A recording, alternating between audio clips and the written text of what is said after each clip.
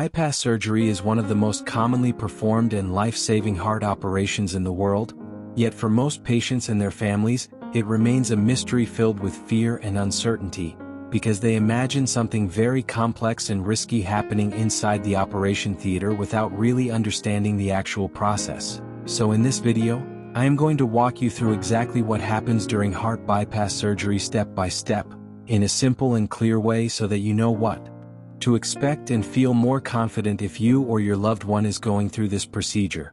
Now the journey begins even before the surgery starts, when the patient is taken into the operation theater, also known as the OT, where a highly trained team including cardiac surgeons, anesthetists, perfusionists and nurses are already present. Everything in the OT is carefully planned and organized. Every instrument is sterilized, every machine is checked, and every step is coordinated because heart surgery is a team effort and precision is critical.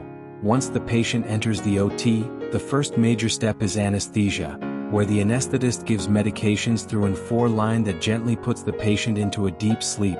This is called general anesthesia, and during this time the patient does not feel any pain, does not hear anything, and is completely unconscious throughout the surgery. A breathing tube is inserted into the windpipe and connected to a ventilator, which takes over the job of breathing for the patient.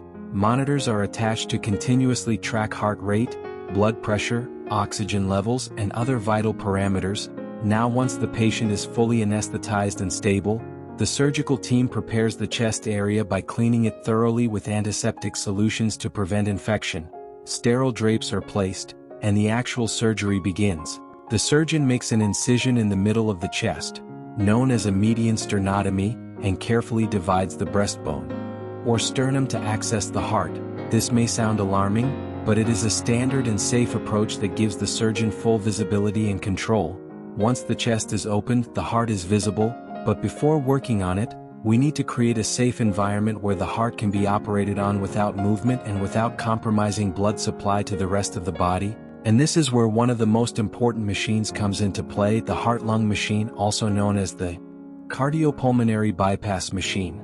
The perfusionist, who is a specially trained professional, manages this machine. Tubes are connected from the patient's body to the machine, and once activated, the machine takes over the function of both the heart and the lungs.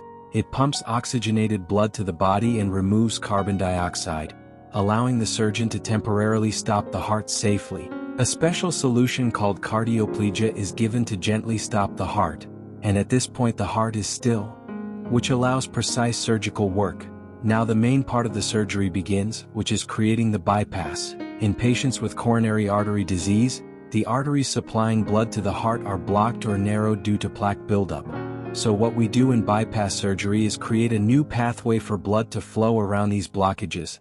This is done using grafts, which are blood vessels taken from other parts of the body, commonly the internal mammary artery from the chest wall or veins from the leg. These grafts are carefully harvested and then attached to the coronary arteries beyond the blockages, so that blood can flow freely to the heart muscle again. Each graft is meticulously stitched using very fine sutures under magnification, and depending on the number of blockages, there may be 1, 2, 3 or more bypass grafts created. This part requires extreme precision, steady hands and years of experience. Once all the necessary grafts are completed, the next step is to restart the heart. The cardioplegia is stopped, and the heart is gently stimulated to start beating again. In most cases it resumes beating on its own, but sometimes a small electrical impulse may be given to assist it. Once the heart is beating and stable, the patient is gradually taken off the heart-lung machine, and the machine is disconnected. Now the surgical team carefully checks all the grafts, ensures there is no bleeding, and confirms that everything is functioning properly. Small tubes called drains are placed in the chest to remove any excess fluid or blood after surgery, and then the chest is closed. The sternum is wired back together using strong surgical wires, and the skin is closed with sutures or staples. The entire procedure can take anywhere from 3 to 6 hours depending on the complexity.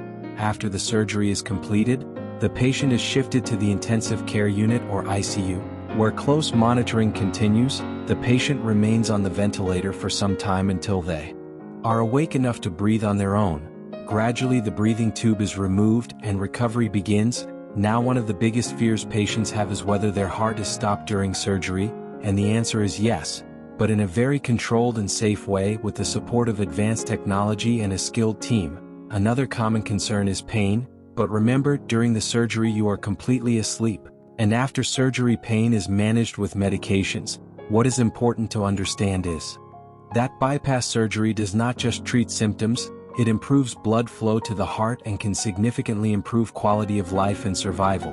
And while the procedure may sound complex, it is performed routinely with a high success rate, especially when done at experienced centers. So if you are feeling anxious about bypass surgery, I want you to remember that this is a well-established, carefully planned, and life-saving operation. Every step is designed with safety in mind, and you are in the hands of a trained team whose only goal is your recovery and well-being.